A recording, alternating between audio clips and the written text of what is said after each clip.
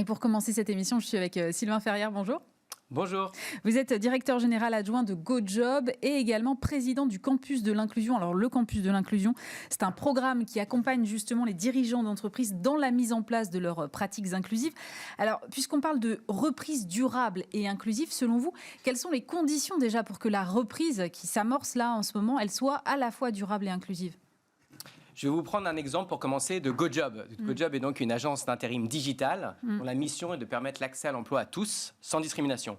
Et pour vous donner un peu un exemple concret, on a par exemple une personne qui s'appelle Jade, qui était sans emploi depuis 6 mois et qui avait 22 ans et qui a commencé à travailler avec nous il y a à peu près 1 an, pendant la crise. Jade, via GoJob, a pu trouver un emploi en 3 clics. Elle a pu on lui a posé des questions pour lui demander quels étaient les secteurs qui l'intéressaient et quel plan de carrière elle voulait faire. Deuxièmement, elle a pris une photo de son CV et on a pu, grâce à notre moteur d'intelligence artificielle, lui proposer des jobs par rapport à ce qu'elle voulait. Et ensuite, elle a pu postuler et commencer au job. Et une fois qu'elle a commencé à travailler, là, il y a 3 choses qu'on a mis à sa disposition et qui vont permettre qu'elle puisse rester durablement dans le job. D'une part, on lui permet d'être payé à la journée. Donc, on a une application qui s'appelle MyCash qui vous permet de finir votre journée de travail et d'être payé. Secondo... et de ne pas donc attendre la fin du mois. Exactement, de ne pas attendre la fin du mois. Donc ça vous permet d'être payé à la journée dès que vous en avez besoin. Deuxième chose super importante, c'est la formation. On lui donne accès à la formation durant sa période de travail et entre ses périodes de travail. Donc ça va lui permettre d'augmenter en compétences et d'augmenter son employabilité. Et finalement, on lui donne accès à un recruteur avec qui elle va pouvoir parler chaque semaine pour justement parler de comment elle veut évoluer dans sa carrière. Donc pour synthétiser, en fait, je prends l'exemple de Jade, mais pour une reprise durable, il faut qu'on arrive à continuer à recruter des Jades, lui donner des opportunités de travailler et des opportunités de progresser. C'est uniquement sur le plan de l'humain que vous voyez cette durabilité ou au contraire, il faut aller sur tous les terrains RSE aussi qu'on entend largement en ce moment et encore plus depuis cette crise sanitaire? Évidemment, il faut aller sur les 2 champs, à la fois social. Nous, c'est vrai que dans les 2 champs sur lesquels je travaille, à la fois avec la casquette GoJob et la casquette du campus, on est éminemment sur le social, mais évidemment qu'il faut aussi aller sur le côté écologique et de plus en plus d'entreprises s'en emparent. Comment est-ce que vous voyez la place des entreprises finalement? Elles doivent être tête de pont de ce changement-là et de ces changements-là puisqu'ils sont multiples, ou alors il faut qu'il y ait quand même à un moment donné une impulsion politique aussi? Je pense que, évidemment, le gouvernement doit et peut faire des impulsions politiques sur des sujets. Je vais vous prendre un exemple concret. Le gouvernement a lancé pendant la crise le plan Un jeune, une solution, ouais, tout à fait. Qui est un portail qui permet à tous les jeunes qui cherchent un emploi d'aller chercher une offre d'emploi rapidement. Et ben nous, avec le côté GoJob, on a mis 10 000 offres d'emploi sur le site Un jeune, une solution qui ont permis justement à beaucoup de moins de 26 ans de trouver un emploi. Donc évidemment, pour répondre à la première partie de votre question, il faut se saisir des opportunités que le gouvernement propose et accélérer là-dessus. Néanmoins, on en est convaincu, l'entreprise est là où les gens travaillent. Donc si on n'utilise pas l'entreprise comme un véhicule pour permettre d'inclure des gens de manière durable, on n'y arrivera pas. Et donc nous, vraiment, notre leitmotiv, à la fois chez GoJob et avec le campus, c'est comment permettre aux entreprises d'accueillir des personnes éloignées de l'emploi. Justement, vous accompagnez, vous le dites très bien, au sein du campus de l'inclusion, les chefs d'entreprise qui souhaitent en place mettre ces politiques. Quel est l'état d'esprit global de ces chefs d'entreprise sur ces sujets-là? Alors j'imagine que ceux qui viennent vous voir, ils sont déjà largement convaincus, mais au global, qu'est-ce que ça représente par rapport à la multitude de chefs d'entreprise en France notamment?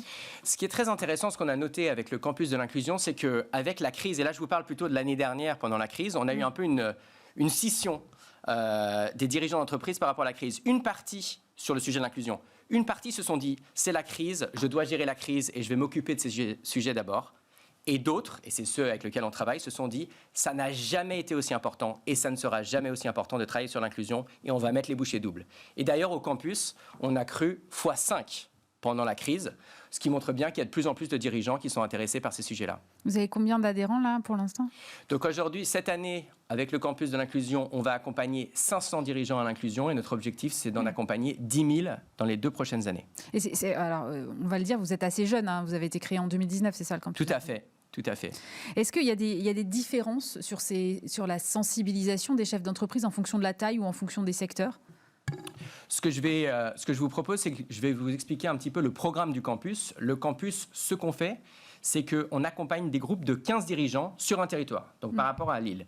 Et pour répondre à votre question, on va prendre des dirigeants de tout type de taille d'entreprise. On va prendre des PME, on va prendre des entreprises de taille moyenne et on va prendre des grands groupes. On va les mettre ensemble pendant 6 mois, on va se rencontrer 4 fois et pendant ces 4 rencontres, on va les inciter à passer à l'action. Qu'est-ce que ça veut dire passer à l'action? Parce que je pense que c'est le cœur du sujet aujourd'hui. Ouais. Qu'est-ce qu'un dirigeant peut faire aujourd'hui pour faire plus d'inclusion, c'est-à-dire pour accueillir plus de personnes éloignées de l'emploi dans leur entreprise? D'une part, ils peuvent recruter ou former. C'est le levier le plus évident. C'est-à-dire vous pouvez recruter, par exemple, des jeunes apprentis du lycée professionnel à côté de là où vous êtes. Ça, c'est un levier. Mais vous n'avez pas que ça. Et c'est pour ça qu'on a le campus, pour bien montrer les différentes dimensions.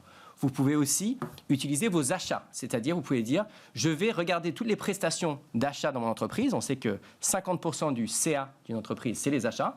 Et dire, par exemple, mes plateaux repas, je vais les acheter à une entreprise qui embauche que des personnes handicapées. D'accord. Ça s'appelle les entreprises adaptées. Du coup, vous allez avoir le même plateau repas, mais vous allez permettre de faire travailler des personnes handicapées. Donc ça, c'est un deuxième levier, souvent peu utilisé par les entreprises. Troisième levier, c'est le partage. Et là, c'est soit vous décidez de financer une association qui fait de l'inclusion, d'accord. Donc par exemple, Cuisine Mode d'Emploi, qui forme... Oui, je connais très bien. Ah, vous connaissez? Ouais. Donc voilà, donc Cuisine Mode d'Emploi, qui pour... les autres personnes, prend des personnes migrantes et leur fait faire des plats de cuisine et ensuite font du catering pour les entreprises, vous pouvez financer cette entreprise. Ou, autre levier important au sein de Partager, vous pouvez utiliser le mécénat de compétences. C'est-à-dire, vous pouvez dire, mes employés de mon entreprise sont une richesse. Pourquoi ces employés, par exemple, ne prennent pas une journée par mois pour faire du mentorat auprès de demandeurs d'emploi pour les préparer à des entretiens d'embauche? Donc ça, c'est le troisième levier. Et le dernier, et j'irai rapidement sur celui-là, c'est l'innovation. C'est de se dire, on ne va pas attendre qu'un dispositif vienne à moi, mais je vais innover, comme nous on l'a fait par exemple chez GoJob, avec l'algorithme qui permet de proposer une offre d'emploi selon vos compétences et du coup à trouver un job en 3 clics. Merci Sylvain Ferrière d'avoir posé le cadre de ce débat qu'on va poursuivre tout de suite avec 2 chefs d'entreprise.